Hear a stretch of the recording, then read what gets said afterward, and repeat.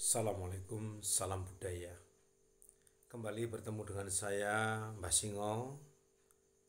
Ya mohon maaf sudah lama saya tidak ngonten dan baru kali ini saya bikin konten lagi. Karena ya ada suatu hal kemarin banyak kesibukan dan mulai sekarang saya mau muncul lagi. Pada kesempatan kali ini saya akan menyampaikan itu tentang pusaka atau keris. Sejarah awal mula adanya keris.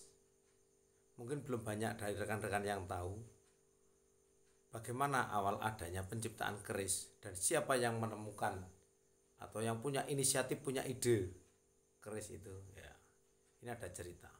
Pada zaman dahulu kala di Pulau Jawa ini ada suatu daerah atau tempat di mana di situ ada seorang saudagar atau orang kaya lah, orang berpengaruh, dan dia sangat sakti. Ya, bahkan kulitnya itu sangat kandel nih orang Jawa bilang itu, kebal dia terhadap berbagai macam senjata, tidak mempan. Nah, sering dirampok tempat dia, sering disatroni para begundal-begundal.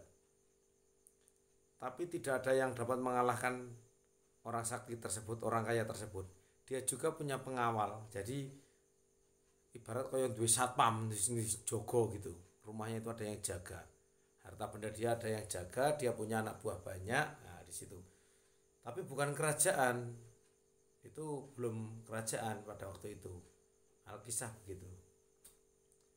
Nah, karena dia merasa lelah ibaratnya abot ngotong-ngotong pedang rono rene. Karena dia kemana-mana harus bawa pedang untuk menghadapi penjahat-penjahat itu.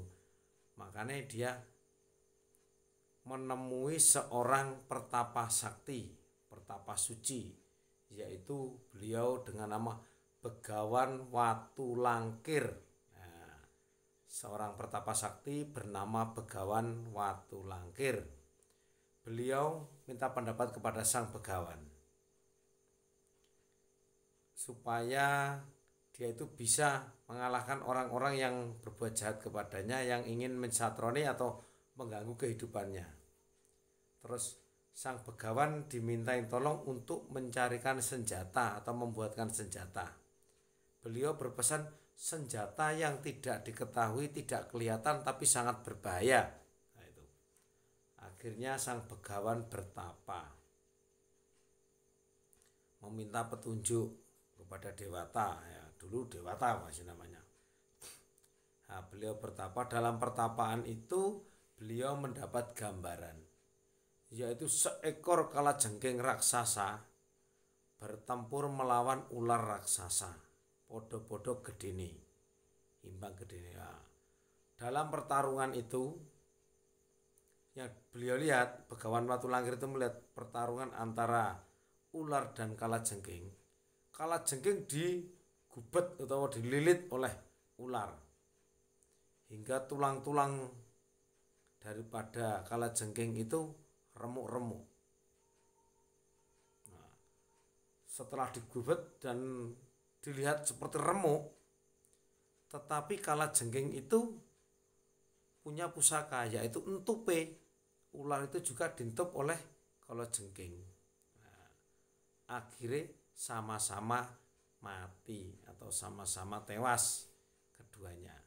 Nah, dengan begitu Begawan Watulangkir mendapat wangsit itu, dia mengupas, dipelajari, oh kok pertanda yang saya dapat pertempuran ular dan kalajengking.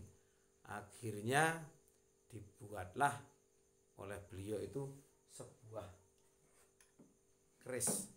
Tercipta dalam pemikiran dia adalah keris, dan keris itu kecil.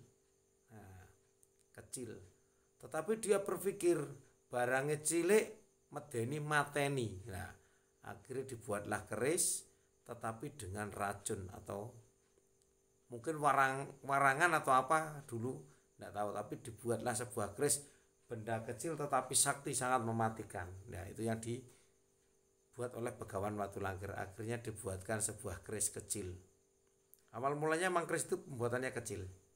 Nah, setelah itu dibuat keris itu dan disampaikan ke orang kaya tadi. Nah, terus dipraktekkan begitu. Oke, dibawa. Nah, pada suatu saat ternyata kejadian benar, dia diserang beberapa begundal. Dengan kerisnya itu dia bisa menyelesaikan semua begundal dengan kemenangan.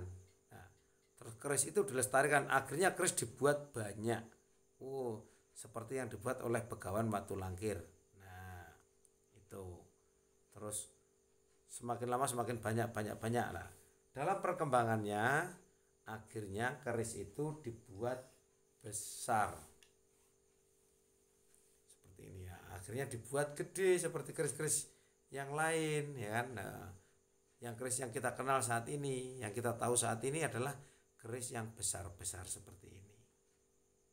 Nah, padahal awal penciptaannya oleh Begawan Watulangkir, keris itu dibuat kecil. Dan akhirnya dalam perkembangannya dibuatlah keris yang besar. Karena untuk pertarungan mungkin dibutuhkan, untuk menahan gempuran pedang itu dibutuhkan keris yang besar. Podo-podo besi sing gede, sing kuat, ben ora tugel atau tidak patah apabila beradu. Tetapi itu tadi, karena dalam pemikiran Begawan Watulangkir, keris itu harus ada kodam, pengisi apa, penghuni, biar ora gur sekedar besi kan. Nek sekedar besi gur kaya lading, kaya pisau. Besinya cuma bisa buat rajang-rajang saja kan.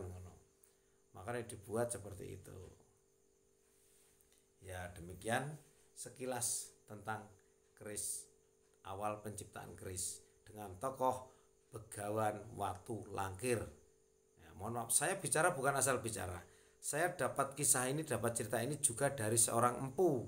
Nah, ya, sekitar habis lebaran kemarin saya ngobrol dengan seorang empu karena saya pesan warangka. Nah, beliau juga membuat keris dan membuat warangka. Saya kebetulan ada keris datang, saya pesankan warangka.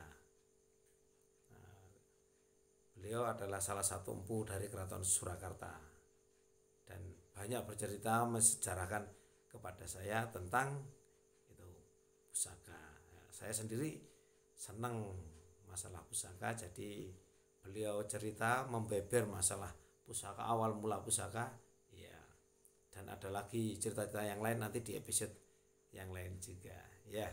Demikian sekilas atau sedikit dari saya, Mas Ingo. Ya, mohon maaf apabila ada salah kata, apabila ada rekan-rekan atau teman-teman YouTuber atau teman-teman yang suka mengoleksi pusaka atau ahli pusaka, mohon bimbingannya, mohon ditambah apabila ada kekurangannya atau kesalahan mohon diluruskan ya. Demikian, tidak banyak yang dapat saya sampaikan. Akhirul kalam, assalamualaikum, salam sehat, salam Indonesia. Terima kasih.